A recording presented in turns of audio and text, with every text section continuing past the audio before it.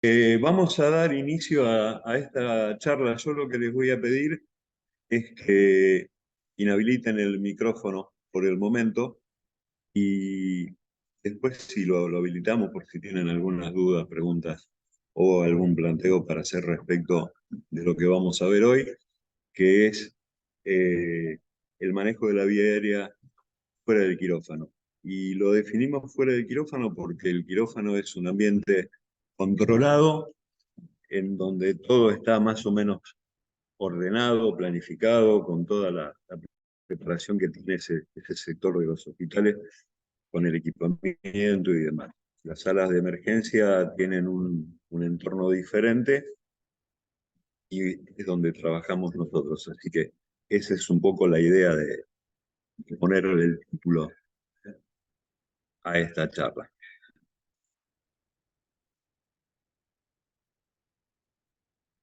Los objetivos en el manejo de la vía aérea de los pacientes, en principio podemos definirlo en varios aspectos. Mantener acciones concretas dirigidas al sostenimiento de la oxigenación del paciente, tratar la existencia de una vía aérea expedita y mantenerla en ese estado, proteger una vía aérea que esté amenazada, obtener una vía aérea segura si esa condición no se presenta. Las consecuencias graves cuando se fracasa en el manejo, en la intervención de la vía aérea son varias. Admisión a la unidad de cuidados críticos de pacientes que no estaba previsto que ingresaran, lesiones o secuelas neurológicas por hipoxia, vía aérea quirúrgica de emergencia o no planificada que tenemos que realizar por fracasar en los procedimientos habituales. Finalmente, como mayor complicación, la muerte del paciente. Respecto a la obstrucción de la vía aérea, recordar que puede ser brusca o insidiosa, puede ser parcial, completa, estable o progresiva y recurrente. Y quiero marcar esta cuestión de la recurrencia en la obstrucción de la vía aérea, porque muchas veces creemos que está resuelto el problema y en realidad, si no estamos atentos a ver cómo es la evolución del cuadro, puede ser que nos encontremos con que la vía aérea se puede volver a obstruir. En un análisis de las muertes evitables que se relacionaron con problemas de la vía aérea, se detectaron algunas cuestiones que generaron los fallecimientos de estos pacientes. Una fue la incapacidad para reconocer la obstrucción de la vía aérea, la incapacidad para establecer una vía aérea permeable, la incapacidad para reconocer una vía aérea que estaba colocada de manera incorrecta, la incapacidad para reconocer que una vía aérea segura teóricamente se había desacomodado y eso llevó al desenlace, la incapacidad para reconocer la necesidad de ventilar al paciente, la aspiración de contenido gástrico. Lo que nosotros tenemos que tener en cuenta inicialmente, y a lo mejor suena muy básico, pero que es la realidad, es que si el paciente habla, grita y respira en silencio, nos hace suponer de entrada que la vía aérea está permeable. Pero tenemos que sí tener en cuenta que el hecho de la vía aérea esté permeable no nos va a asegurar que este paciente pueda ventilar de manera adecuada. La falta de respuesta del paciente, el hecho de que tenga una respiración ruidosa, que esté agitado, que tenga tiraje, que esté utilizando los músculos respiratorios accesorios, que esté cianótico, también nos tiene que hacer sospechar que la vía aérea está obstruida.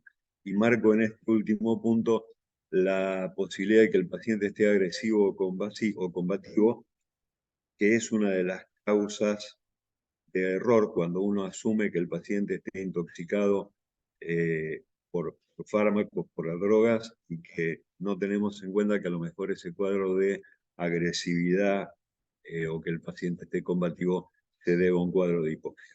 Todos estos signos y síntomas sugieren que la vía aérea está obstruida y debemos actuar en respuesta a eso. En los pacientes que están con alteración del estado de conciencia, por lejos, la causa más frecuente de obstrucción de la vía aérea superior está determinada por la lengua.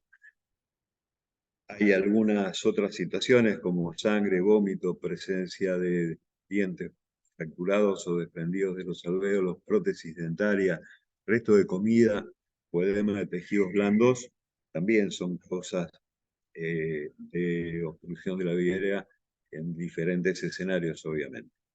El trauma facial, el trauma cervical y las quemaduras pueden producir obstrucción por la presencia de hematomas, edemas, por distorsión anatómica o por lesión directa de la vía aérea. Es importante tener en cuenta que el mantenimiento de la vía aérea permeable tiene prevalencia sobre cualquier otra maniobra de reanimación que nosotros realicemos, porque si no solucionamos el problema de la vía aérea, todo lo que pase después deja de ser un problema. Si tenemos dudas sobre la capacidad que tiene el paciente para mantener permeable su vía aérea, vamos a tener que establecer una vía aérea definitiva.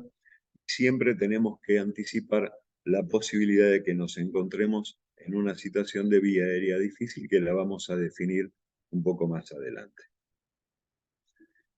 Hay algunos axiomas, por ejemplo, que todo paciente traumatizado con alteración de la conciencia o que tenga signos clínicos de lesión raquimedular, tenemos que sospechar que la tiene hasta que se pueda demostrar lo contrario. Esto siempre fue así, pero desde el año 2021 hay algunas cuestiones a tener en cuenta y están reflejadas en el consenso de restricción al movimiento espinal, en donde se redefinen por consenso intersocietario diferentes pautas a tener en cuenta respecto de la inmovilización de los pacientes, de la colocación de collares cervicales. Yo los invito a que lo vean, es un documento, no es muy largo, está muy claro y es una actualización de qué es lo que debe pasar con los pacientes traumatizados en relación a la inmovilización. El consenso está en internet, ponen directamente consenso restricción al movimiento espinal, que es un documento que está disponible sin restricciones. El otro axioma es que todo paciente que está en los servicios de urgencia, ingresa al servicio de urgencia, tiene el estómago ocupado con un alto riesgo de broncoaspiración. Y finalmente, tenemos que saber que obtener una vía aérea permeable en los servicios de urgencia siempre va a ser dificultoso. Eso es lo que tenemos que tener en la cabeza, aunque después eso no ocurra. En una evaluación que se hizo sobre 1.200 pacientes, se obtuvo como resultado que del total de los pacientes que tenían una sospecha de vía aérea difícil, esta situación de vía aérea difícil se presentó en una cuarta parte de ellos. Por otro lado, tenemos que del 100% de los pacientes que sí tuvieron una vía aérea difícil, esa situación solamente se la había sospechado en un 50% de los casos. Por lo tanto, la conclusión es que muchos pacientes con apariencia normal presentan grandes dificultades en la intubación traqueal. Por eso siempre tenemos que tener en cuenta que el manejo de la vía aérea de estos pacientes en el servicio de urgencia siempre va a ser dificultoso. Haciendo un repaso de los procedimientos para mantener permeable la vía aérea, vamos a hablar de métodos posicionales, manuales, mecánicos y quirúrgicos. Entre los posicionales tenemos la extensión de la cabeza sobre el cuello y la elevación de la cabeza.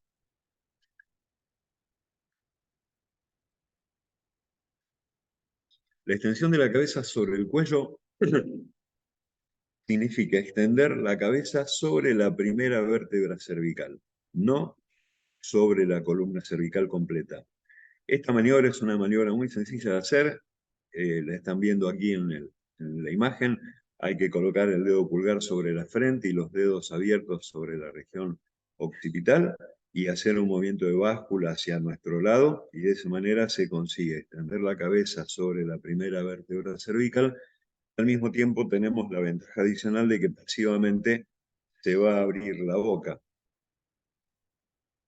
La elevación de la cabeza es también una manera de aumentar la permeabilidad de la vía aérea, y ahora lo vamos a ver en unas imágenes. En la imagen de la izquierda van a ver la cabeza ubicada sobre el plano de la camilla, y en la imagen de la derecha la posición de elevación de la cabeza con un suplemento debajo del occipital, no debajo del cuello, y además la posición de extensión de la cabeza sobre la primera vértebra cervical.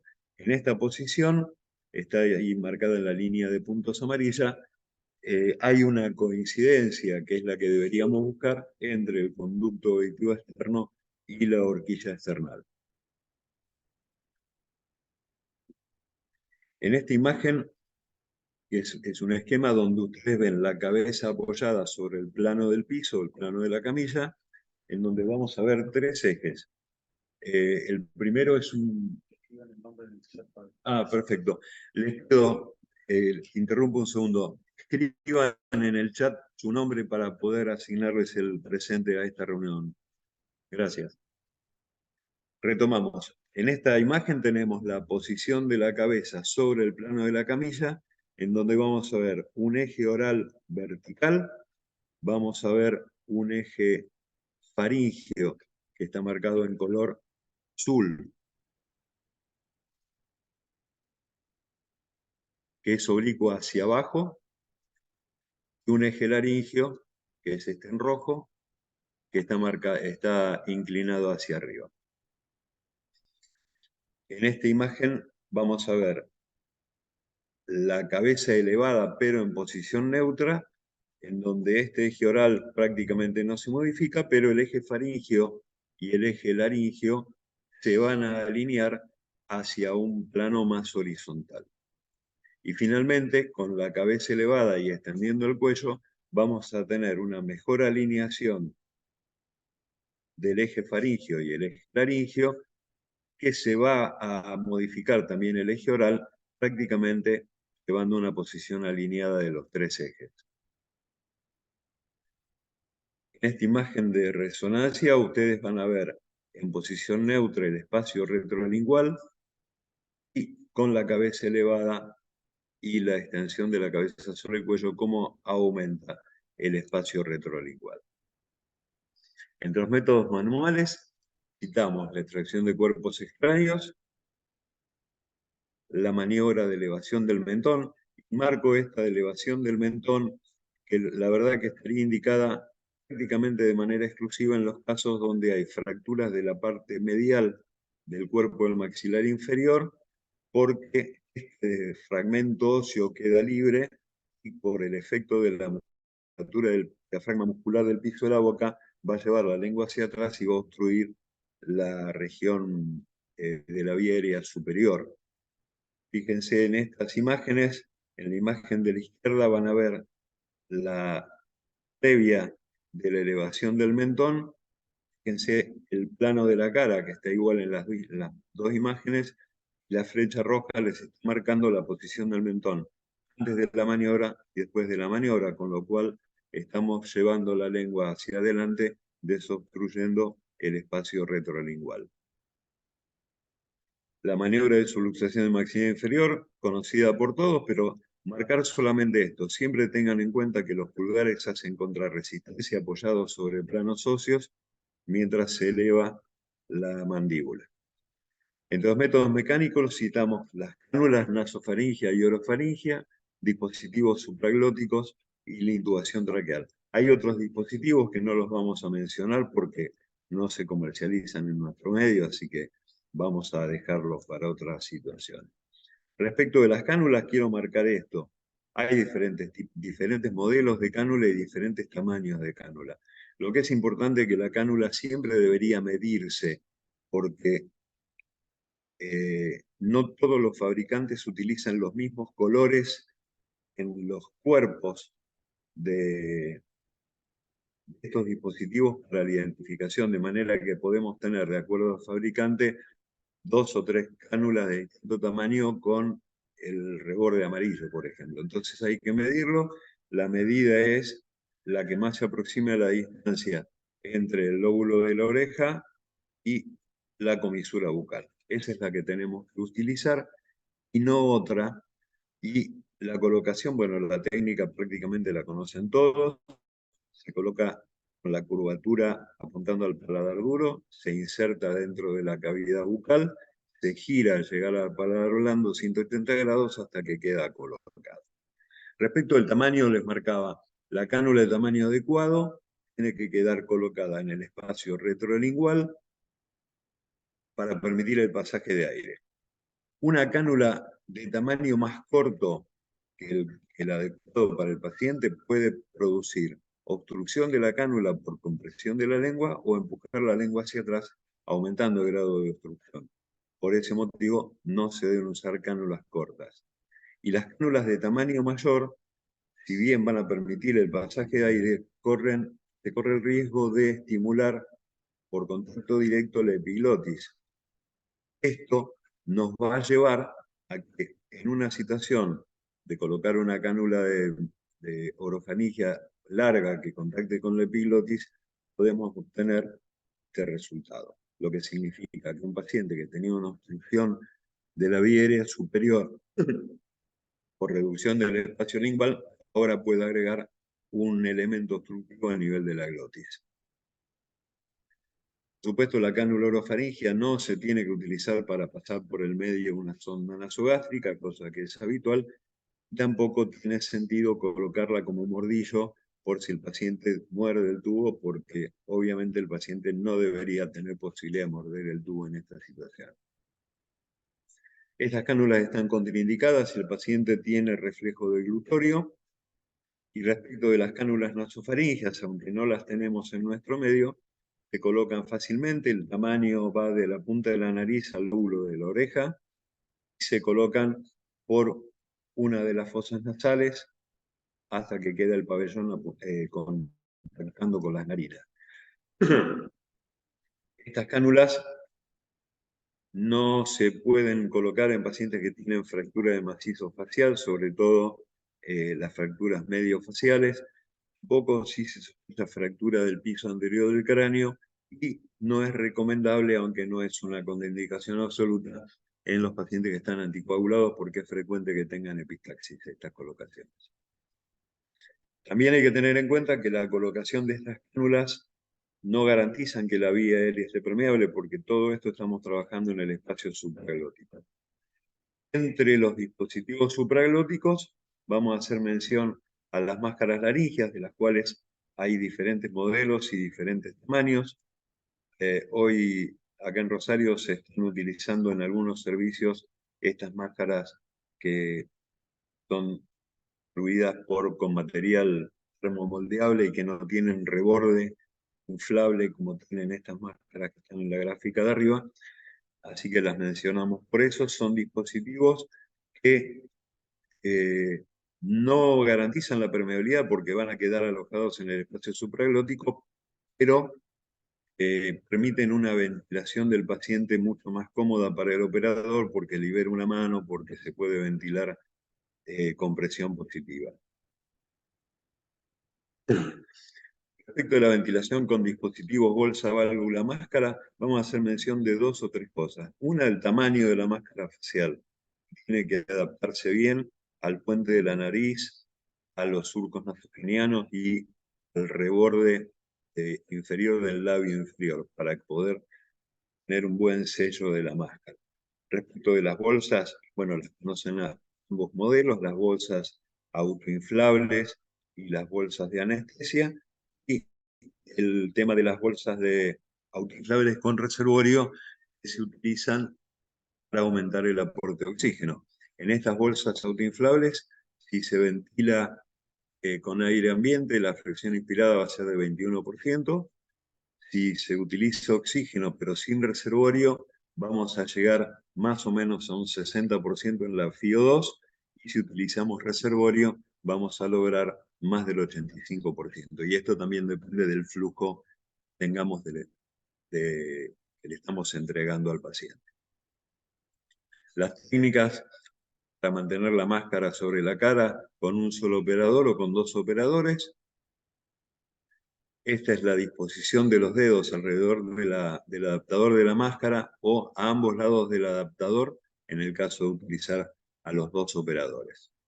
Es importante que tengamos en cuenta esto. Fíjense que en la imagen de la izquierda, cuando yo hago la compresión de la máscara sobre la cara y elevo el maxilar, voy a tener la vía aérea retrolingual desobstruida, pero si yo en vez de eso empujo hacia abajo, lo que voy a lograr es que la vía aérea superior se obstruya nuevamente porque estoy empujando el maxilar hacia atrás. Con eso arrastro la lengua y voy a tener un mayor riesgo de obstruir la vía aérea superior retrolingual. Respecto de la ventilación, hay tres conceptos que son los que no podemos olvidar.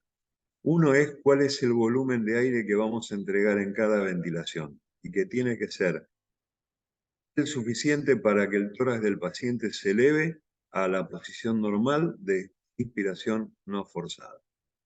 No tenemos que considerar ni cuánto apretamos de la bolsa, es decir, media bolsa, un tercio bolsa, tres cuartos bolsa.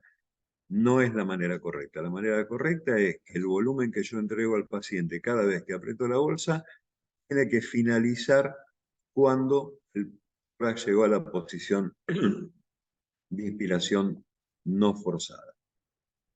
Con respecto a la presión con la que se va a administrar el aire cada vez que aprieto la bolsa, como yo no tengo forma de medir la presión directamente, esa presión la voy a regular con el tiempo que tardo en completar la compresión de la bolsa hasta que el aire ingresó al paciente en la cantidad adecuada. Ese tiempo idealmente tiene que ser de 2 segundos. Puede ser un poquito menos, pero no menos de 1 segundo. Lo que significa que la ventilación, la compresión de la bolsa de manera rápida, enérgica o entrecortada no es lo que hay que hacer. Respecto de la frecuencia en general la vamos a adaptar al entorno clínico del paciente. Podrán ser 12, 16 por minuto, en algunos pacientes podrá ser más. Pero sí es importante que en los pacientes que están en parada cardíaca, esa frecuencia no supere los 10 por minuto. La recomendación es que sea 8 por minuto.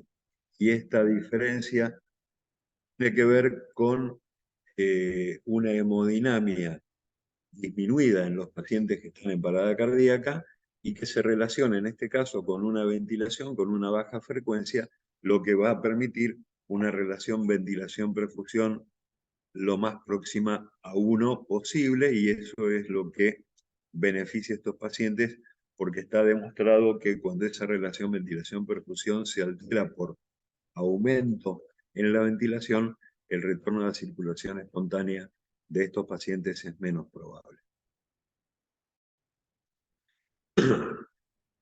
Recuerden, la compresión brusca, excesiva o entrecortada aumenta la presión en la vía aérea y en la hipofaringe, y esto va a provocar múltiples efectos no deseados. La vía aérea genera flujo turbulento y esto lo que va a producir es limitar la llegada de aire a los alvéolos, con lo que no vamos a mejorar el intercambio gaseoso. Y además, en algunas situaciones puede generar barotrauma pulmonar. A nivel digestivo, la hiperpresión va a favorecer la distensión gástrica con mayor riesgo de regurgitación y aspiración bronquial, y además puede producir esta dilatación gástrica, como pueden ver en la imagen inferior, una gran distensión gástrica, puede producir en algunos pacientes, sobre todo en los que están hipovolémicos, compresión de la vena cava inferior, reduciendo la precarga cardíaca y alterando severamente la hemodinamia. Ahora les quiero mostrar esto porque es interesante el análisis de lo que tenemos que tener en cuenta respecto a cuál es la utilización de aire en relación con la frecuencia respiratoria cuando yo voy a ventilar a los pacientes. Fíjense, un segundito.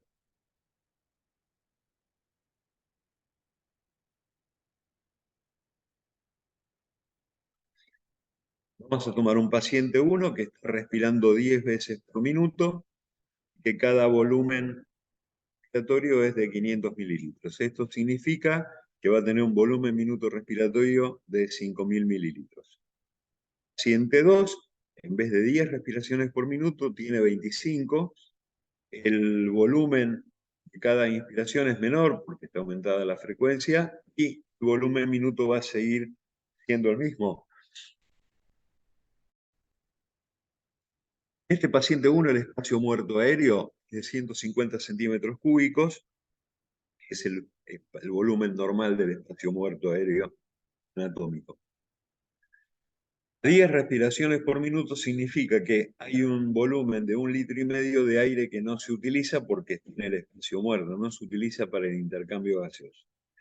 En el paciente 2, que respiraba 25 veces por minuto, ese volumen de aire sin utilizar para intercambio es de más de 3,5 litros. Si analizamos el resultado final de todo esto, en el paciente 1 el aire disponible para intercambio alveolar va a ser de 3,5 litros, pero en el paciente 2 va a ser de 1,2 litros. De manera que es importante tener en cuenta cuál va a ser la frecuencia que vamos a aplicar en las ventilaciones en cuanto a la utilización del aire para el intercambio gaseoso. Cuando uno comprime la bolsa, sea la bolsa de autoinflable o la bolsa de anestesia, vamos a sentir una resistencia. ¿Por qué? Porque el circuito desde la bolsa hasta el alvéolo, en la etapa de compresión de la bolsa, que es la fase inspiratoria, es un circuito cerrado, es decir, el aire no tiene por dónde salir. Si hacemos las cosas bien, no tenemos fugas de aire por el sello si no tenemos un buen sello de la máscara facial. Esa resistencia es una medida de cuánto se puede distender la vía aérea. No hay una medida que podamos definir porque es una sensación que se percibe al comprimir la bolsa y la vamos a tener después de varias veces que hagamos ventilaciones en pacientes con distensibilidad normal. Una vez que nosotros nos damos una idea, tenemos la sensación de cuál es la distensibilidad normal de la vía aérea de un paciente, vamos a tener dos posibilidades en los cambios de esa sensación.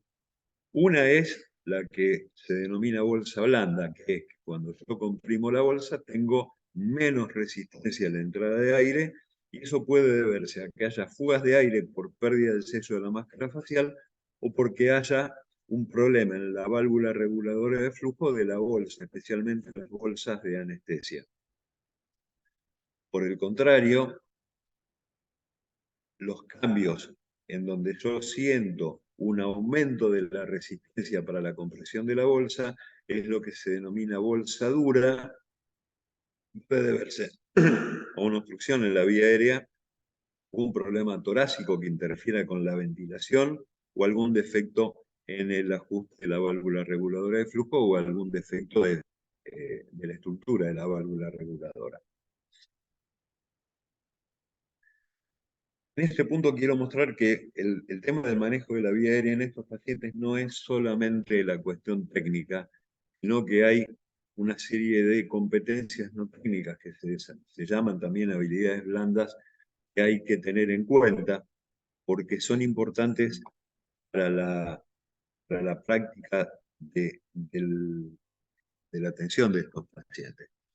Cuando existe mala comunicación, poco trabajo en equipo, cuando los procesos no son los adecuados, cuando hay ausencia de liderazgo en el grupo de trabajo, cuando el grupo pierde la conciencia de situación y se toman decisiones cerradas, resulta que estos factores no técnicos generan resultados adversos en más o menos el 40% de los pacientes. Entonces es muy importante que se trabaje sobre estas habilidades blandas o competencias no técnicas. Vamos a hablar ahora un poquito de la intubación endotraqueal, en donde yo quiero marcarles algunos puntos claves de la técnica, porque la práctica diaria, la experiencia diaria, me hace ver que hay muchos aspectos de la técnica que no se conocen o que se utilizan mal o que hemos aprendido, porque las hemos aprendido de otros médicos que nos han enseñado y que tampoco tenían el conocimiento cabal de la técnica. Así que un poco quería hacer mención a estos aspectos que son fundamentales. Dentro de las cosas de por qué debe intubar no vamos a profundizar, pero sobre todo las podemos resumir en tres, que son estas que están citadas en este caso. Los motivos más comunes por los que un médico que no tiene un gran entrenamiento en el proceso de intubación traqueal fracasa es porque está preparado de manera inadecuada el equipamiento que voy a necesitar o porque estamos colocando al paciente en una posición que no es la correcta. Y es importante tener en cuenta que estas dos cosas ocurren antes que tomemos en la mano el laringoscopio.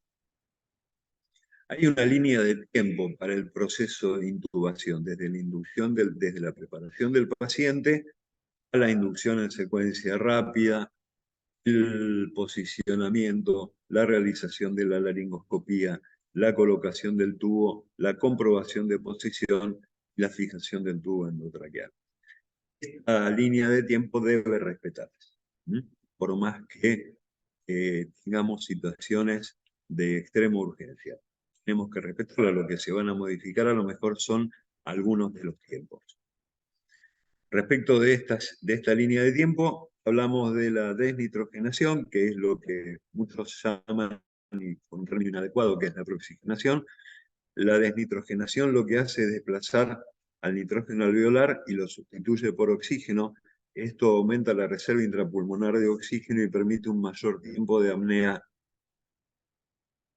con menor velocidad de desaturación. Esto es lo que se llama periodo de apnea segura. Esto es muy importante porque si nosotros no hacemos la desnitrogenación, vamos a tener muy poco tiempo para poder finalizar la intubación antes que el paciente empiece a desaturar. Y el concepto es este. Si el paciente está ventilando espontáneamente y podemos ventilarlo,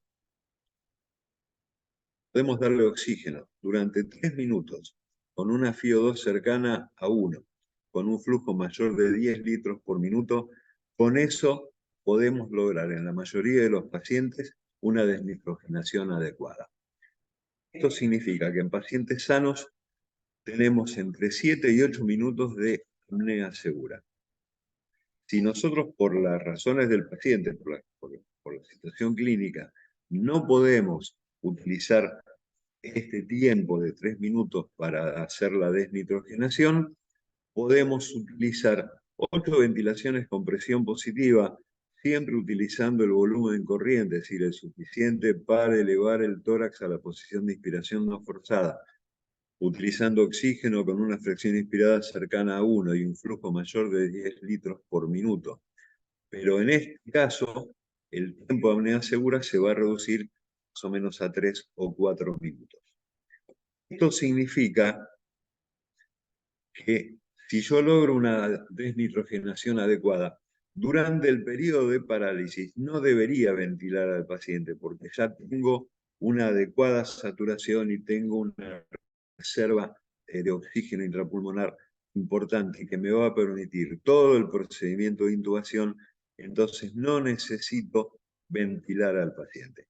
En algunos casos, en donde a lo mejor sí considero que tengo que seguir ventilándolo, tengo que hacerlo de la manera más breve, más suave y más fisiológica posible. Y ya de por sí lo cuento porque muchas veces una vez que el paciente está sedado, paralizado, muchos médicos colocan la máscara facial no ventilándolo, sino haciéndolo, intentando que el paciente respire el oxígeno que llega a la bolsa sin tener en cuenta que ya está paralizado y que está en apnea.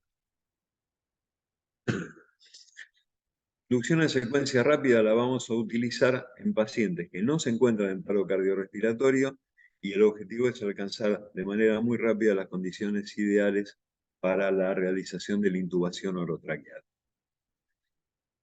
¿Qué significa inducción en secuencia rápida? Consiste en la administración secuencial de un hipnótico, de un analgésico central y de un bloqueador neuromuscular.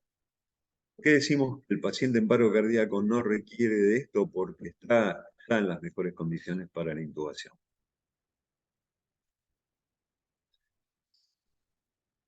Nunca tenemos que olvidar de hacer la sedación y la analgesia antes de la parálisis. La respuesta adrenérgica que tienen los pacientes, cualquier paciente, salvo que esté en paro cardíaco, va a incrementar la tensión arterial, la presión intracraneana y predispone a la aparición de arritmias, de manera que es esencial que el paciente esté sedado, que tenga una analgesia previa adecuada. Por otra parte, si uno hace la intubación traqueal, un paciente que no está sedado, el paciente percibe todo lo que está pasando, aunque no se pueda mover, y la verdad que es un despropósito absoluto. Con respecto al bloqueador neuromuscular, dependiendo de cuál se utilice, vamos a administrarlo después de la sedación, pero en los que tienen tiempo de latencia más larga, se utiliza antes de la sedación para poder hacer después la sincronización entre las distintas etapas. Otra cosa que es importante tener en cuenta es que todos los estímulos y movimientos al paciente, que son comunes, retirar la ropa, ponerle la sonda, predisponen a la aparición de arritmias, de manera que hasta que el paciente no esté intubado con el tubo endotraqueal asegurado al paciente, no hay que dejar que nadie toque al paciente. No se le saca la ropa, ni la zapatilla, ni nada, no se le colocan sondas, aprovechando el tiempo entre que el paciente se está teniendo efecto el sedante y hasta que se paraliza, de manera que estas cosas no hay que permitirlas. Sepan que no hay un esquema farmacológico universal, por lo tanto no se puede decir la inducción en secuencia rápida, vamos a utilizar tal o tal medicamento. Sí es importante que se tiene que seleccionar en función del estado mental del paciente y sobre todo de su estado hemodinámico. Y la dosis también se debe adaptar a esto. Fármacos hay un montón, la selección la tenemos que hacer en función de nuestra valoración clínica del cuadro y sobre recomendaciones que estén validadas, porque no podemos utilizar cualquier cosa para paralizar al paciente. Sí es importante tener en cuenta la velocidad de infusión de esos fármacos y los tiempos de latencia. Respecto de la velocidad de infusión y los tiempos de latencia, quiero marcarle dos cosas. Uno está acostumbrado a ver que estas drogas se administran de manera muy rápida, prácticamente en bolo. Hay que administrarlas en forma lenta. Por ejemplo, la sulfinicolina, si se administra en forma rápida, genera unas contracciones musculares muy violentas que incluso pueden predisponer a la exposición si es que hay alguna fractura en las extremidades. Y el hipnótico, por ejemplo, el midazolam, administrado en forma rápida, no mejora las condiciones de sedación, pero sí genera cuadros de hipotensión muy severas que después vamos a tener que resolver después de la intubación, que a veces es mucho trabajo. De manera que no hay ninguna necesidad de hacer la administración de estos medicamentos en forma tan rápida. Esto es algo que debemos observar durante el trabajo de la administración de las drogas. Y respecto al tiempo de latencia, lo mismo, es decir, si hacemos la administración del hipnótico y pretendemos que a los 10 segundos el paciente esté dormido, eso no va a ocurrir nunca, siempre tenemos que esperar los tiempos de latencia. Por ejemplo, para el midazolam, yo acá les voy a dejar una guía, pero es nada más que visual para que vean de qué manera podemos adaptar la medicación y las dosis a un entendimiento más sencillo nuestro para la administración de estos fármacos. El midazolam tiene un inicio de acción más o menos al minuto y el efecto completo nosotros lo vamos a percibir cuando comprobemos que dejó de tener reflejo corneano. Antes que pierda el reflejo corneano, el paciente no está completamente sedado. Y lo que les hablaba de la preparación del material, este es un ejemplo que es mío, pero se puede adaptar cualquiera. Por ejemplo, la ampolla de 15 miligramos, le agrego una ampolla de midazolam, eso me lleva a 15 miligramos en 15 mililitros, y como es 1 miligramo a razón de 10 kilos por paciente, a partir de ahí saco más o menos cuántos centímetros cúbicos voy a utilizar en función del peso. Esta es una modalidad que es mía, si la quieren la toman, y si no utilizan la que están utilizando, pero es interesante que no tengamos que andar buscando en algún lado cuál es la dosis que tengo que utilizar por kilo de peso para estos pacientes. La succinicolina tiene un tiempo de latencia de 30 a 60 segundos y mientras tanto vamos a ver que el paciente presenta fasciculaciones. ¿Cuándo sabemos que el paciente está totalmente paralizado? Cuando deja de fascicular las extremidades inferiores, Eso lo vamos a evidenciar porque deja de mover los dedos de los pies. Hasta tanto eso no ocurra, el paciente no está totalmente paralizado. Y menciono esto porque muchos tienen la costumbre de que en el momento que deja de fascicular la parte más cefálica del cuerpo y que ya podría estar en condiciones de apertura bucal y de relajación muscular en el cuello para hacer la intubación, todavía no está finalizada la paralización completa y inician las maniobras en ese momento. Y acuérdense lo que les decía, que cuando el paciente todavía está bajo efecto de estas drogas, puede presentar algunas complicaciones como la aparición de arritmia. Bien, vamos a hablar de la posición del paciente. Vamos a hablar de los pacientes delgados no traumatizados, de los pacientes obesos y de los pacientes traumatizados con collar cervical. Para los pacientes delgados no traumatizados, la que estuvimos viendo hasta ahora, que es lo que se llama posición de olfateo, consiste en el decúbito dorsal, cabeza y cuello alineados con el tronco, la cabeza elevada del plano de la camilla entre 5 y 10 centímetros, yo prefiero los 10 centímetros de inicio y no menos, poniendo una almohadilla debajo del occipital, importante, no debajo del cuello.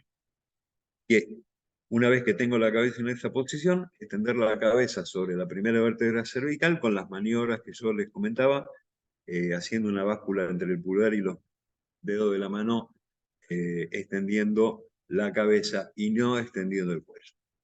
Eso es lo que estuvimos viendo hasta ahora cuando mostrábamos estas imágenes, pero sepan que la hiperextensión del cuello produce una angulación excesiva del eje laríngeo, va a alinear el eje faringo esofágico con el plano del piso. Esto lo que va a generar es no solamente dificultad o imposibilidad en la visualización de la glotis, sino que prácticamente la hiperextensión del cuello me asegura que voy a colocar el tubo endotraqueal en el esófago. Es una de las causas frecuentes de colocación del tubo en el esófago. La falta de extensión de la cabeza sobre el cuello es un factor que está relacionado directamente con el fracaso en la visualización de la glotis durante la laringoscopía. En el paciente obeso, en el hiperobeso, la posición ideal es lo que se llama posición en rampa o flex tension. Significa elevar la cabeza, el cuello y la parte superior del tórax en un ángulo de 25 a 30 grados sobre el plano horizontal. Hay que colocar frazadas, almohadas, lo que sea, debajo del cuerpo. Elevando la cabecera de la camilla, también podemos lograr esta angulación. Una vez que esté en esta posición, se eleva la cabeza, como habíamos visto en la imagen anterior, hasta que el conducto auditivo externo está alineado en el plano horizontal con la horquilla external, y finalmente la extensión de la cabeza sobre el cuello hasta que la cara quede posicionada en el mismo plano del techo de la sala. Esto es lo que estamos viendo acá. Fíjense que en el paciente hiperobeso, en decúbito dorsal, el eje paralelo al plano del piso que pasa por el conducto auditivo externo no tiene nada que ver con la horquilla external. Sí ocurre en este caso en donde está la cabecera elevada y la cabeza está extendida sobre la columna cervical. En los pacientes que están traumatizados y que tienen collar cervical colocado, la posición adecuada es el decúbito dorsal horizontal. No lo vamos a poder elevar ni extender la cabeza. Para la intubación vamos a tener que retirar la parte anterior del collar y después que se haga el procedimiento, volver a colocarlo. Mientras tanto, hay que pedir un colaborador que mantenga alineada la cabeza con una maniobra de estabilización manual. Respecto de la maniobra de Selig, recuerden que es la compresión de cartílago cricoides con la finalidad de obturar el esófago desde que el paciente está sedado hasta que colocamos el tubo endotraqueal y le inflamos el balón de neumotaponamiento.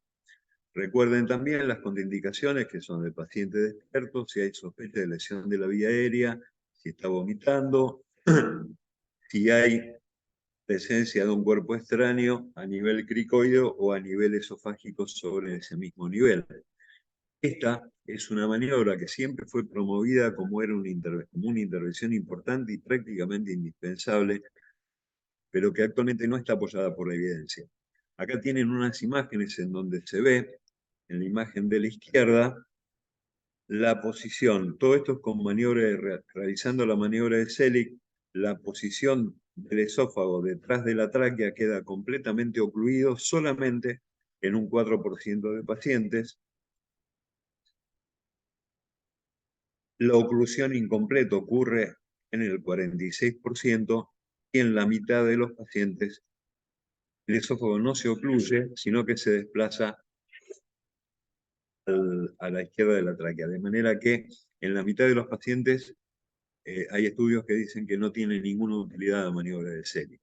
En estas otras imágenes se ve la misma situación. La compresión en más o menos el 40% y el desplazamiento más o menos en un 60%. Por lo tanto, eso queda un poco a juicio del médico decidir si va a realizar la maniobra de Selig o no. Dos maneras diferentes de iniciar la maniobra de intubación traqueal. Una es un desplazamiento de la lengua del paciente hacia la izquierda, la otra es un desplazamiento de la lengua. En la maniobra con desplazamiento hay dos situaciones que son las claves para poder tener un buen acceso a la glotis. La primera, colocar el laringoscopio desde la comisura bucal izquierda y colocar la punta de la rama a nivel de la base del pilar derecho del paladar. La punta del laringoscopio, la punta del mango del laringoscopio tiene que apuntar al hombro derecho del paciente. Una vez que estamos con la punta de la rama ubicada sobre el pilar derecho del paladar, vamos a hacer un movimiento de barrido hacia la izquierda, desplazando la lengua, pero sin pasar de la línea media. Si pasamos de la línea media, ya vamos a fracasar en la visualización de la glotis. Cuando estamos en esta situación, vamos a poder ver la epiglotis, que es el punto de inicio de lo que viene después como proceso único para la intubación. Ya enseguida lo vemos. En la modalidad sin desplazamiento de la lengua, el proceso es ingresar por la línea media de la cara, ir avanzando la rama del laringoscopio hasta visualizar la glotis y llegar al punto donde se unifica cualquiera de las dos técnicas como un único proceso para la intubación traqueal. ¿Cuál es la vía final común de cualquiera de estas dos? Lograr que la punta de la rama del laringoscopio se sitúe sobre el pliegue glosoepiglótico, que aquí en esta imagen se ve como una línea un poquitito más brillante, un par de milímetros de la punta de la rama. El concepto es, si yo no logro colocar la punta de la rama en ese surco, no tiene sentido que continúe con ninguna maniobra porque no voy a poder visualizar la glotis de manera correcta.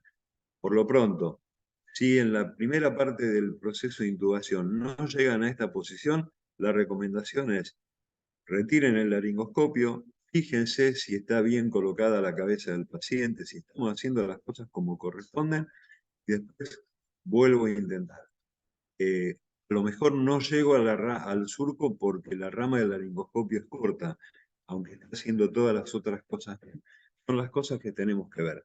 Pero esto es lo que marca el inicio de una adecuada visualización de la glotis. Si no logro esto, no voy a poder, voy a tener problemas. ¿Por qué pasa esto? Porque cuando la punta de la rama del laringoscopio se ubica en ese surco glosoepiglótico, ese surco está por detrás, inmediatamente por detrás o por debajo del hueso hioides. Es donde está anclada la musculatura del piso de la boca y de la lengua, de manera que cuando yo haga fuerza hacia arriba, voy a desplazar la lengua, voy a desplazar la epiglotis y voy a poder tener una buena visualización de la glotis, cosa que si no tengo eso, no voy a poder ver las cuerdas vocales y no voy a poder hacer una intubación traqueal correcta. Una vez que tengo la punta de la rama en el surco glosoepiglótico, lo que corresponde es hacer una fuerza hacia arriba y hacia los pies del paciente de manera uniforme, constante y tampoco tan enérgica. Esto significa movilizar el laringoscopio con la muñeca mía, con mi antebrazo, con mi codo, todo junto en bloque. Si yo hago movimientos de la muñeca, tanto de flexión y extensión, o como de abducción o aducción, voy a dejar de ver adecuadamente la glotis. Encima voy a producir lesiones al paciente. La más común de ellas es la fractura de dientes incisivos superiores o lesiones en el labio. Pero también puedo producir lesiones a nivel de la valécula o de la pared lateral del hipofaringe. Cuando yo logro la fuerza adecuada, elevando todas las estructuras anteriores del cuello, voy a iniciar el inicio de la visualización de la glotis. En este punto quiero marcarles una referencia que la tengo yo desde hace muchos años y me parece que está bueno para saber hacia dónde voy a hacer fuerza. Imagínense, esto que están viendo acá es el shock room, la sala donde yo tengo el paciente, y esta es la pared del fondo del consultorio. Acá tengo el techo, acá tengo el fondo, y acá les marco la unión entre el techo y la pared del fondo. A ese lugar es a donde tengo que apuntar la fuerza cuando yo voy a aplicarla con el laringoscopio. Ni al techo, ni a los pies del paciente, es a la unión de la pared del fondo con el techo. Y otro dato que es importante es que no separen el codo del cuerpo cuando vayan a hacer fuerza para elevar las estructuras anteriores del cuello. Esto tiene una razón anatómica muy clara. Si yo tengo el codo separado del cuerpo, cuando hago fuerza hacia arriba, esa fuerza la estoy haciendo con la musculatura del deltoides, los haces anteriores del deltoides, no tienen tanta fuerza como para sostener durante el tiempo de la intubación ese ejercicio de fuerza hacia arriba y hacia los pies del paciente. Si en cambio yo coloco el codo cerca del cuerpo, ese esfuerzo lo hago con el bíceps, que tiene una mayor potencia y me va a permitir mejorar mi fuerza, mejorar el control del laringoscopio y poder sostenerlo sin modificar la posición del laringoscopio durante el procedimiento. Habíamos dicho que, aplicada bien la fuerza, progresivamente voy a ver la glotis y voy a llegar a identificar de esta estructura glótica los cartílagos aritenoides, la comisura posterior, hacia los lados las cuerdas vocales, y en algunos pacientes la comisura anterior de las cuerdas vocales. Después que tengo eso visto, voy a colocar el tubo endotraqueal. Obviamente, si yo tengo la glotis a la vista, bien identificada y bien expuesta, la colocación del tubo va a ser un problema menor. En general, no voy a tener dificultades.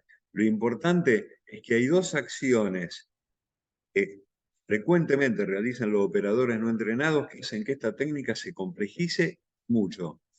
Son el movimiento de abducción de la muñeca, el famoso muñequeo tratando de ver mejor la glotis, y la incorrecta dirección de la aplicación de fuerzas para elevar las estructuras anteriores del cuello. Estas dos situaciones, en forma aislada o combinada, son las dos principales inconvenientes que nos van a llevar a no poder visualizar la glotis. En la mayoría de los casos van a hacer fracasar el procedimiento. Y ustedes van a poder verlo cuando vean a otro operador haciendo el procedimiento de la laringoscopía. Si ustedes ven que la posición del paciente no es la correcta, si ven que están haciendo movimientos de abducción de la muñeca y están aplicando mal la fuerza, ustedes desde afuera ya saben, van a saber prácticamente siempre que esa intubación no va a ser efectiva. Esto hablo del muñequeo del laringoscopio, que tengo el laringoscopio en esa posición, me lo llevo hacia mi lado, ahí voy a tener contacto de la rama con los dientes o el labio, voy a romper o voy a lastimar el labio.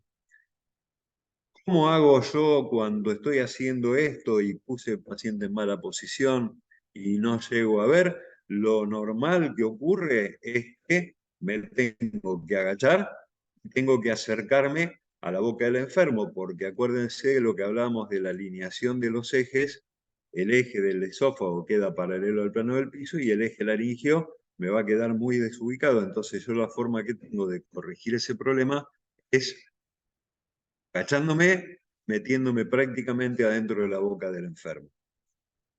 Cuando yo hablo de la visualización de la glotis, lo grafico de esta forma. Pretendan ustedes patear un penal en un partido de fútbol con todo el equipo de fútbol puesto en el arco. Va a ser muy difícil que puedan colocar esa pelota en el arco. Distinto es si ese arco está solo.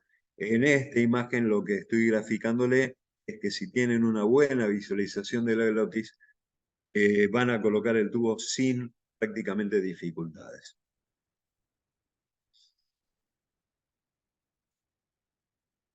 Acá les quiero mostrar la técnica de intubación traqueal de manera correcta. Fíjense que el mango del laringoscopio se está tomando a mano llena, no de la articulación entre el laringoscopio, entre el mango y la rama, siempre desde el mango. Estoy colocando la rama y acá tienen abajo la imagen endoscópica donde se ve la exposición de la glotis.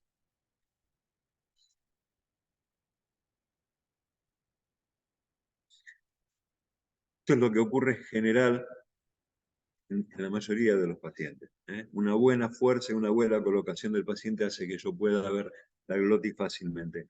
Recuerden esto, la flexión o la extensión del cuello puede generar desplazamientos del tubo entre 2 y 4 centímetros, lo que hace que si el paciente se moviliza, movilizamos el cuello y el paciente no está con el tubo firmemente colocado y bien colocado, se puede extubar accidentalmente o puede profundizar la inserción del tubo hacia uno de los bronquios.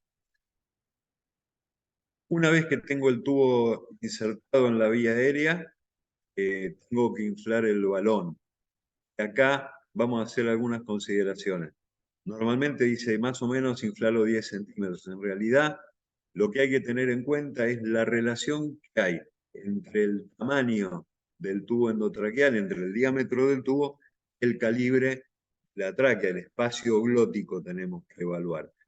Cuanto más aproximado es el diámetro del tubo al espacio glótico, menos volumen voy a necesitar para lograr un adecuado sello del balón de neumotaponamiento, que recuerden que es para tratar de minimizar la aspiración bronquial de líquidos y no para fijar el tubo. La compresión excesiva de la mucosa traqueal por inflado excesivo del balón va a dar lugar muchas veces a isquemia de la mucosa traqueal con secuelas que a veces son muy serias, como estenosis muy severas, que requieren hasta reparo quirúrgico de la tráquea. La pinza de McGill es de utilidad en general, es más de utilidad para extraer cuerpos extraños de la cavidad bucal. Muchos la utilizan para guiar el tubo endotraqueal, pero en realidad, viendo bien la glotis, no tendríamos necesidad de utilizarla. Quiero mostrarles esto porque es la manera de saber cuándo voy a dejar de colocar, de insertar ese tubo endotraqueal. Lo fundamental es que yo vea pasar el tubo entre las cuerdas vocales. Entonces, voy a hacer la exposición de la glotis, voy a colocar el tubo, viéndolo pasar por las cuerdas vocales. Fíjense, acá van a ver una marca o dos marcas, depende del fabricante. Los tubos endotraqueales tienen estas marquitas negras o una sola marca negra más gruesa. Me va a indicar cuál es el lugar en donde voy a tener que dejar de avanzar ese tubo endotraqueal. Seguimos viendo, pasó la primer marca. Una vez que pasa la primer marca, que sería, sé que ya pasó todo el balón de neumotaponamiento, después de la primer marca en la cuerda vocales, a la segunda marca o a nivel de la marca negra gruesa, depende del fabricante del tubo, debo detener la inserción del tubo. ¿Por qué? Porque yo con esto garantizo que la punta del tubo no va a estar colocada dentro de un bronquio, también me aseguro que va a estar colocado en la tráquea. De manera que esa es la forma como tengo que regular la distancia a la que voy a insertar el tubo endotraqueal. Muchos lo que hacen es colocar el tubo endotraqueal hasta prácticamente la unión con el adaptador proximal y después lo retiran hasta que les parece que está bien colocado.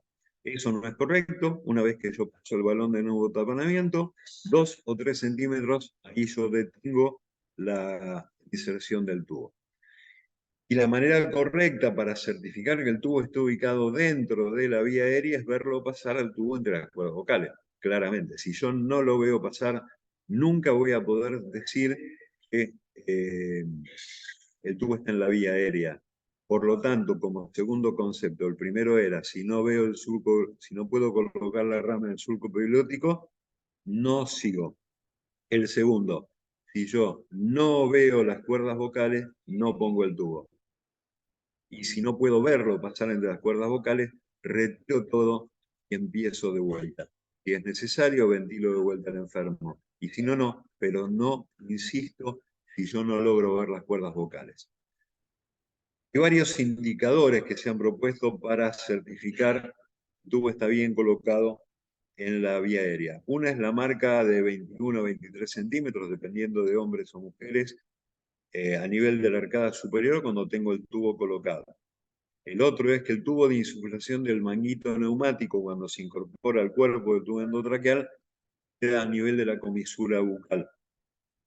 El otro es el empañamiento de las paredes del tubo. Otros utilizan el capnograma y en algunos lugares, no acá particularmente Rosario, se utilizan los detectores de dióxido de carbono. La mayoría, la enorme mayoría, utiliza la marca de 21 a 23 centímetros o el empañamiento de los tubos endotraqueales cuando se lo ventila. Tengan en cuenta que un tubo colocado a 23 centímetros puede estar en el esófago, por lo tanto la marca puede corresponderse con la arcada dentaria, pero el tubo puede estar en el esófago. El tubo de insuflación también puede estar a nivel de la comisura bucal cuando yo tengo el tubo en el esófago. El empañamiento de las paredes del tubo también puede ocurrir si el tubo está en el esófago, dependiendo de la cantidad de aire que el paciente haya respirado antes de la parálisis o lo que yo haya incorporado con la ventilación. Y además, la diferencia de temperatura corporal con el ambiente de donde estamos trabajando puede generar empañamiento de las paredes del tubo endotraqueal. El procedimiento de capnografía es el que correctamente identifica estas situaciones de intubación correcta y también los detectores de CO2, aunque los detectores de CO2 pueden tener algunos falsos negativos, pero la capnografía es, junto con la visualización del pasaje del tubo por las cuerdas vocales, el mejor indicador de intubación adecuada. Si yo tengo un capnograma con cifras normales sostenidas, voy a ver, voy a confirmar la intubación correcta, aunque si existe intubación esofágica, como yo no voy a poder percibir el dióxido al final de expiración, puedo tener inicialmente algún indicio de eso, pero después eso va a finalizar, voy a tener persistencia de ese patrón que es el incorrecto. Esta es la imagen del capnograma normal, donde voy a tener este patrón de imágenes. Puede ser distinto dependiendo del contexto clínico, pero esto claramente es lo incorrecto. Esto puede deberse al CO2 contenido en el paciente que después va disminuyendo. Es lo importante que tengo que evaluar esta imagen del capnograma durante 7 ciclos ventilatorios y justamente esos 7 ciclos vienen de la posibilidad de que yo tenga de crecimiento por intubación esofágica y que los primeros ciclos sean apariencia normal. Esta es una imagen que parece ridícula, pero más de una vez ha pasado que el operador coloca un tubo, la primera colocación por fallas técnicas por fallas de la técnica, se coloca en el esófago, entonces dejan el tubo endotraqueal, el tubo endotraqueal, pero colocado en el esófago. Colocado en el esófago para utilizarlo como guía para saber por dónde no va a ir el otro tubo y después colocan un segundo tubo. Esto está súper exagerado, pero tenemos registro de 3 tubos endotraqueales colocados en pacientes. Fíjense, este es un ejemplo en donde se ve la luz traqueal libre y el tubo colocado en el esófago. Y esta es una imagen de tomografía, quiere decir que no se reconoció la colocación del tubo en el esófago. Por alguna razón, el paciente ha cesado el efecto del relajante muscular y ha empezado a ventilar espontáneamente, y eso fue lo que permitió que llegue vivo al tomógrafo. En esta imagen de acá, dame un segundito, fíjense, ni siquiera dejando un tubo dentro del esófago, eso les garantiza que el segundo tubo va a ir al esófago. Y esto es lo mismo que vimos en la imagen anterior. Esto es una tomografía, el paciente fue al tomógrafo ventilando solo con 2 tubos dentro del esófago. Estos son errores que ocurren principalmente por falla de la técnica. Otro de los problemas que podemos tener es esto. Fíjense, paciente que tiene colocado el tubo en el esófago, pero aparte tiene enfisema subcutáneo por todos lados. Fíjense, el gran enfisema subcutáneo que tiene, fíjense, llegaba prácticamente a la región inguinal. Esto es producto de una lesión de la valécula por fuerza excesiva al aplicar la rama contra el surco o al intentar el esfuerzo para elevar la estructura anterior del cuello, y al fracasar en la colocación del paciente y la colocación de la rama, empiezan a hacer movimientos excesivamente fuertes y entonces se pueden producir lesiones. El otro punto que puede llevar a estas situaciones es que se intentó colocar el tubo endotraqueal con un estilete metálico y se hizo una fuerza excesiva. De manera que hay que tener mucho cuidado con estas cosas. Una vez que el tubo está colocado, hay que fijarlo adecuadamente y recién en este momento podemos hablar de una vía aérea segura. Muchos insisten en sacar una radiografía para ver si el tubo está bien colocado. No se puede. La colocación del tubo se debe confirmar inmediatamente post-intubación de la manera correcta. ¿Qué significa? Verlo pasar de las cuerdas vocales y con confirmación. Si se puede, capnográfica. Y si no, con la oximetría, ocultando ambos hemitórax y ocultando el epigastrio. Siempre, yo digo, la ocultación del epigastrio en primer lugar es un indicio de falta de confianza en el operador, porque están todos buscando que lo hayan todo en el estómago. Y eso en realidad es el producto de que la mayoría de los fracasos de intubación esofágica, y entonces para decir, bueno, me doy cuenta rápido si me intubé en el esófago, primero oculto el epigastrio, pero en realidad la ocultación debe iniciarse en el tórax, preferentemente en el vértice pulmonar izquierdo, porque es el lugar a donde si llega el aire ahí es que está llegando a todos lados, y es por la distribución anatómica del árbol bronquial. ¿Para qué sirve el control radiológico? Para ver los pulmones, para ver si hay neumotoras, para ver si hay lo que se les ocurra, menos para ver la posición del tubo. De todas maneras, en la radiografía vamos a ver la posición del tubo. Entonces, ¿qué es lo que voy a ver? El extremo del tubo distal, que es lo que está acá, se va a ubicar no más alto que la horquilla external, a no más de 2 centímetros de la carina, no va a estar en un bronquio, entre 3 y 5 centímetros por encima de una línea tangencial que pasa por debajo del límite inferior del botón aórtico, a nivel del cuerpo de la tercera o cuarta vértebra torácica. Vamos a hacer un repaso de cuáles son los errores frecuentes en la intubación. Arrancamos con la preparación del material, que no tengamos todo lo necesario y que todo lo que tenemos funcione, que no esté rápidamente disponible.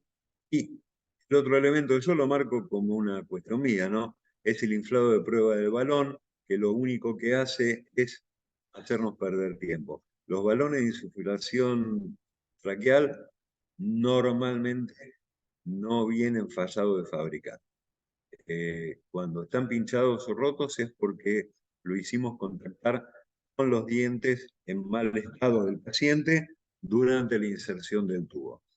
No hay reportes en la literatura de defectos del tubo porque se prueban por lote y hacen todas las pruebas de fábrica, y yo lo comparo siempre con el tema de los preservativos. Se preparan, se prueban igual y uno no anda probando los preservativos a ver si están pintados.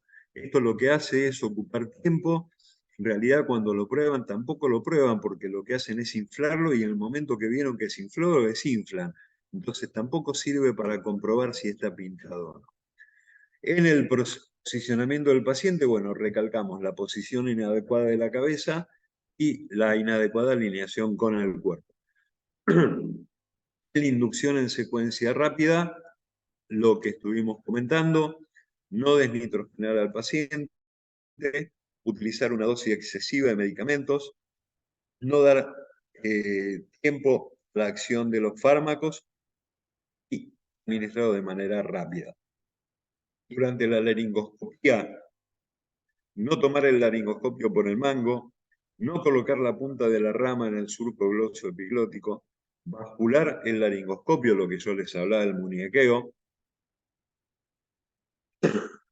no direccionar adecuadamente las fuerzas y no llevarla a la unión del plano del fondo del consultorio con el techo, reemplazar el mal posicionamiento con maniobras propias cuando veíamos que, como lo puse mal al paciente en posición, me tengo que agachar o acercar a la boca, dejar maniobras de optimización a un colaborador. Esto lo vamos a ver en la próxima reunión. No utilizar la rama más larga si no logro colocar la punta de la rama en el surco glóseo epilótico. Durante la intubación, varios errores que se cometen frecuentemente. Uno es no hacer coincidir la curvatura del tubo endotraqueal con la curvatura de la vía aérea, lo vamos a ver en un video ya. Emplear el estilete metálico, la guía Eichmann, en la primera laringoscopía, esto lo vamos a ver en la próxima reunión también. La retirada de la guía metálica también lo vemos en la próxima. Todo esto son ayudantes para la intubación. Tomar el tubo endotraqueal cerca del balón de nuevo taponamiento también es un error, porque voy a tener que hacer varias retomas hasta que esté bien colocado. No detener el avance del tubo endotraqueal después que el balón franquea la glotis, lo que me va a llevar muchas veces a colocaciones inadecuadas. Introducir profundamente el tubo endotraqueal, aunque después lo retire. No retirar el tubo y ventilar si no se puede asegurar que el tubo está en la vía aérea. Errores después de la intubación: inflar el balón con un volumen excesivo, no ocultar primero el hemitórax izquierdo. Aquí es donde yo les dejo una esquemita de la distribución del árbol bronquial, lo que les permite saber que si el aire entra aquí arriba es porque primero entró en el bronquio derecho. Así que esa es la manera, digamos, es el primer lugar donde deberían ocultar para decir, si el aire entra bien ahí es porque también entra del lado derecho.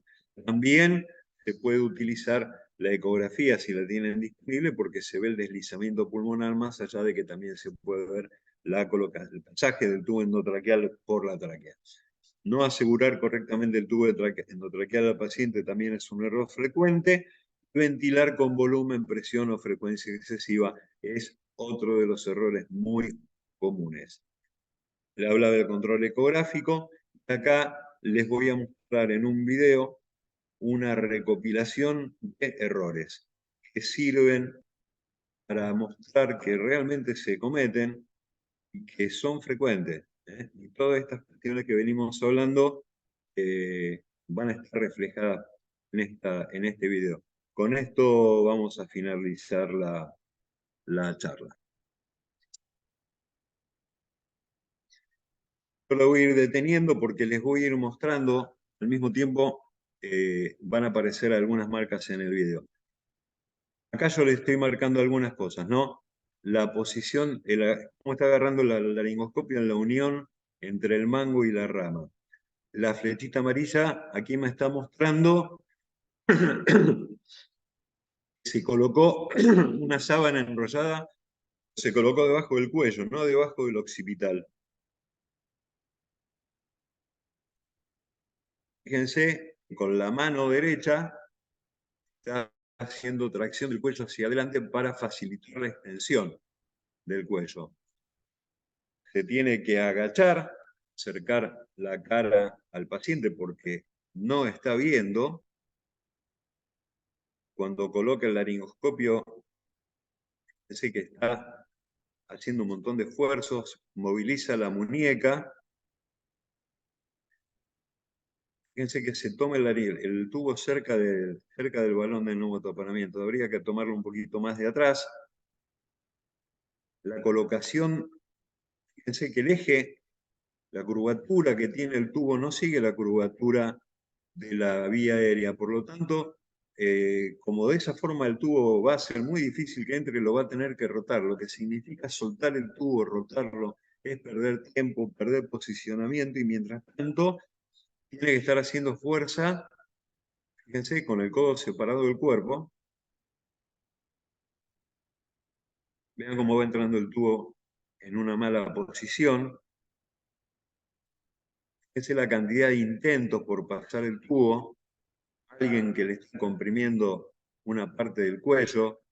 El tubo se coloca.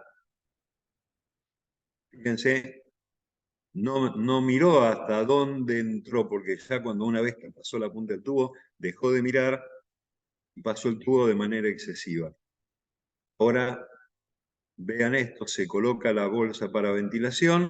Fíjense la compresión de la bolsa, rápida, enérgica, la está estrujando como si fuese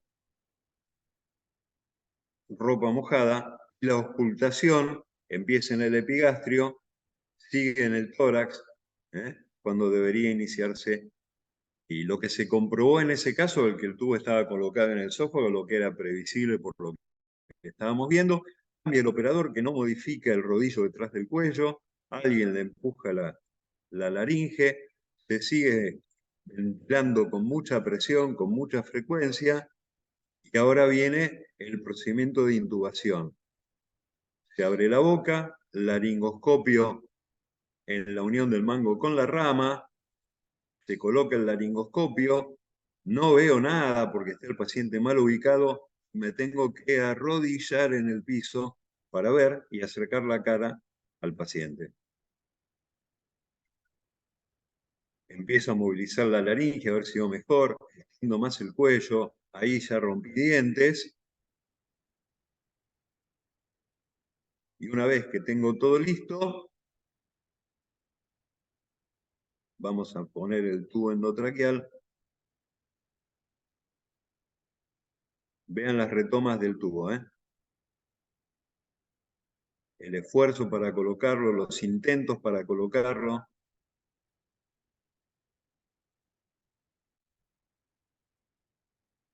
Ustedes anticipen qué es lo que pasó con esta intubación.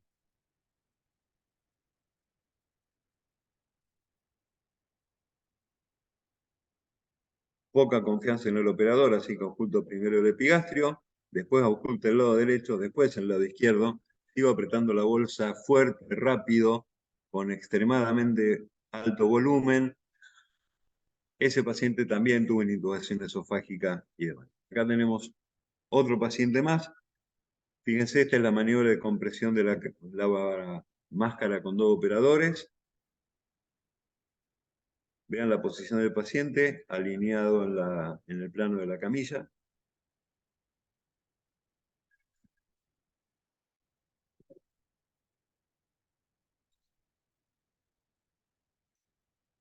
Vean cómo está tomando el laringoscopio de la unión. El tema de agarrar el laringoscopio entre el mango y la rama en la articulación es una cuestión física, de física, el brazo de palanca. Si yo agarro el laringoscopio con el mango, tengo un brazo de palanca más largo, lo que significa que voy a tener que hacer menos fuerza cuando haga fuerza para ver la glotis. Si yo agarro el laringoscopio de acá, la fuerza que tengo que aplicar es mayor. Alguien dijo, si me dan un brazo de palanca suficientemente largo, voy a mover el mundo. Y esto es lo mismo, no hay secretos con esto. Fíjense el movimiento de muñequeo.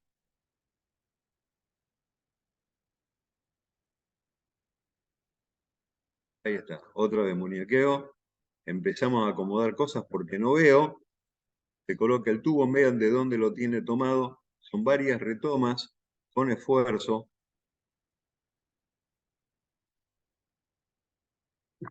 Miren la posición de la cara del operador. Acá estoy utilizando el estilete metálico de primera, cosa que no hay que hacer, pero lo vemos en la próxima. Vean la posición que tiene, no ve nada. Y prueba, y prueba, y prueba, y no ve nada. Esto conduce al fracaso, no hay ninguna duda. Ahí están retirando el objeto metálico, se lo empieza a ventilar, ya pueden anticipar, ¿no?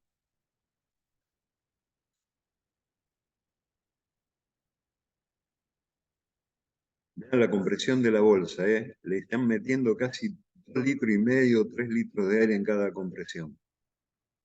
La intubación esofágica, entonces se va a retirar el tubo endotraqueal, pero antes, durante un instante, tuvo la intención de dejar el tubo colocado para que el próximo vaya a la vía aérea, después se dieron cuenta y lo sacaron.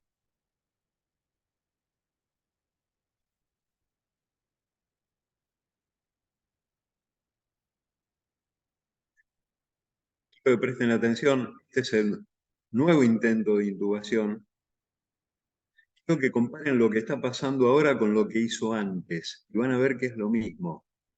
Mal agarrado el laringoscopio, muñequeo, extensión del cuello, ahora se le colocó un rodillo debajo del cuello.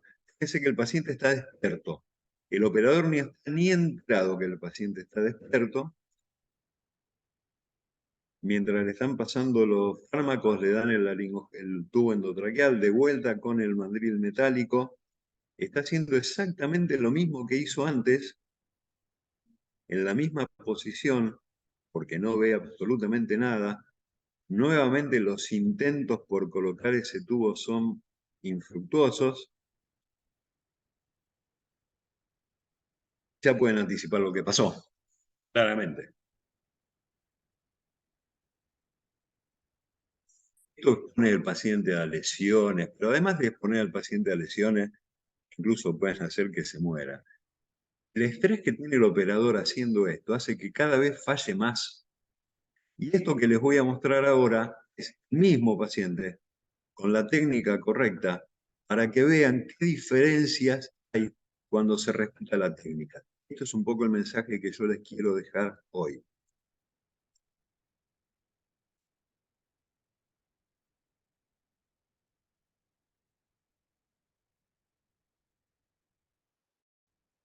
El paciente está sedado, paralizado, se le coloca un suplemento debajo del occipital. Fíjese, a mí me gustan más de 5 centímetros. Trato de que sean 10 por lo menos, no debajo del cuello, como hicimos sacar recién.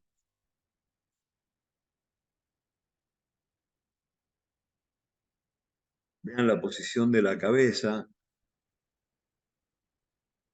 Es el tiempo que tardan acá a la izquierda de la imagen en probar el tubo endotraqueal, es muchísimo. La apertura bucal.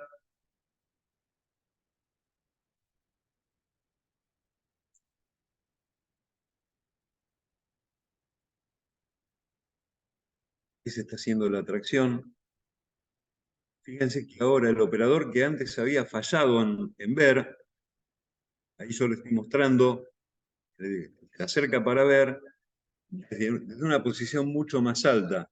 Y ahora, de la altura, fíjense que ya por reflejo es como que ya se acercan.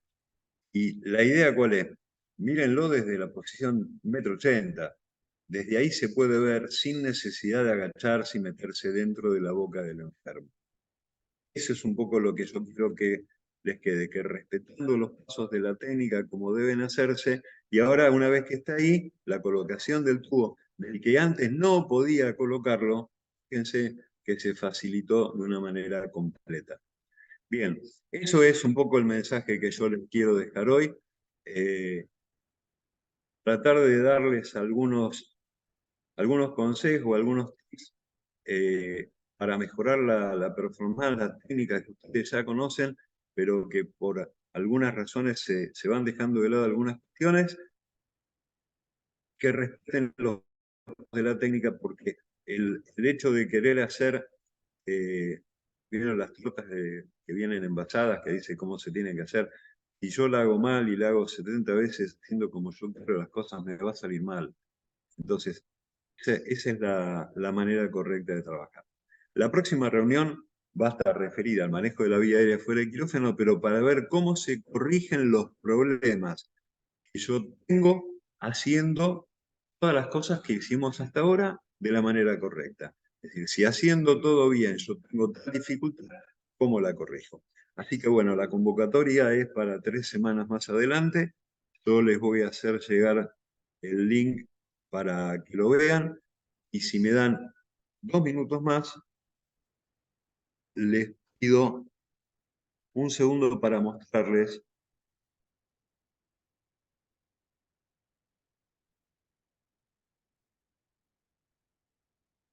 Este es el sitio web que se armó para esta capacitación.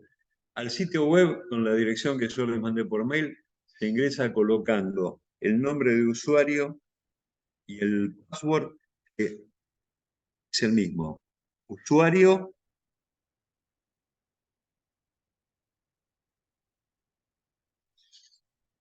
el nombre de usuario es usuario, el password también es usuario. Seguidamente van a seleccionar en esa lista el rol que es usuario. Y van a acceder a esta primera página en donde les van a mostrar todos los nombres de los que ustedes se inscribieron a través de los mensajes de correo, con sus datos personales. Eso va a estar paginado, está ordenado por orden alfabético. Y les pido que verifiquen que los datos son correctos y si no son correctos, que me los envíen para poder actualizarlos. Esta es una manera de poder ver los datos. Van a tener en esta página que dice asistencia a las clases, en la parte superior van a tener cada una de las clases, el listado de los asistentes, y ahí vamos a colocar si estuvieron presentes o no, por eso es importante que nos hagan llegar el nombre de ustedes al chat, y una vez que constatemos el que están presentes, se les va a emitir el certificado de asistencia para esta reunión. Hay una sección, la sección de biblioteca, donde van a tener una serie de documentos que ya están cargados y disponibles para ver, que tienen que ver con distintos protocolos, temas específicos, los van a ver en formato PDF.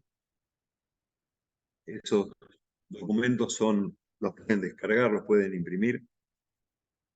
Hay documentos, temas médicos, temas de enfermería, protocolos médicos y de enfermería. Hay un link, lo van a ver abajo y a la derecha, es una actualización de hace una semana de los requisitos para residencia de emergencia, y otro son las guías ILCOR 2013. Acá tienen en la parte inferior, van a ver la parte de técnicas que los va a ir llevando a los distintos procedimientos, donde ustedes pueden seleccionar y van a ver la descripción de las técnicas con el apoyo audiovisual, con imágenes o videos.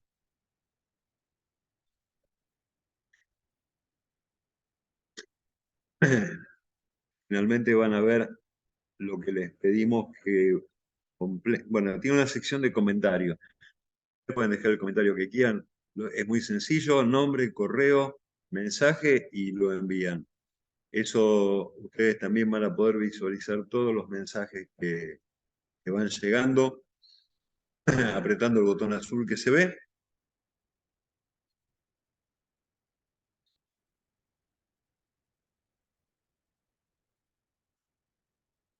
Un poquito largo por la reproducción, pero bueno, ustedes van a poder ver desde la misma página,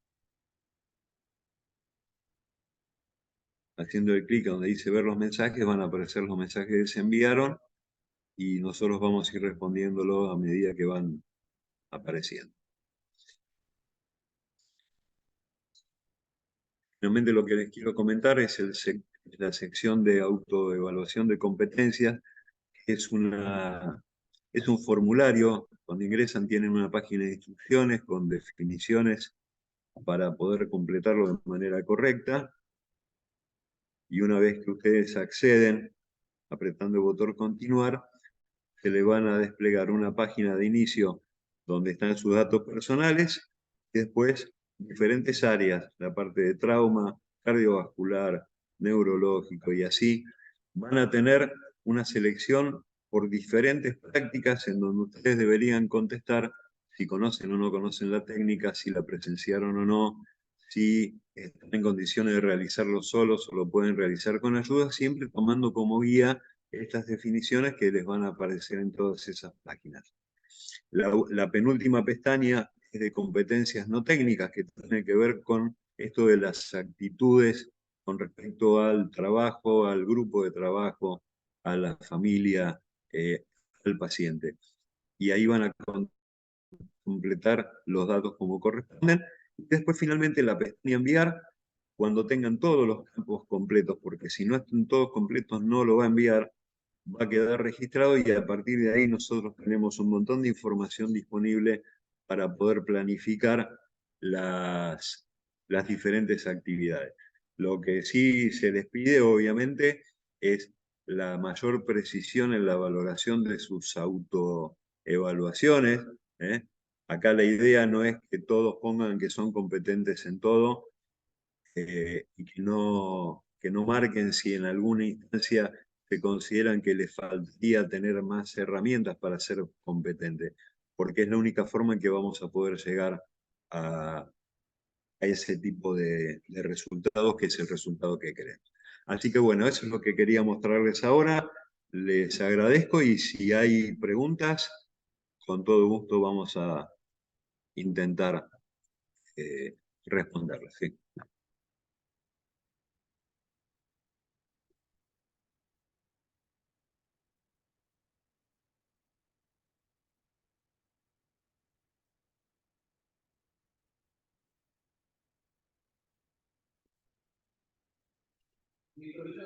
Listo, sí, si no hay preguntas, lo finalizamos.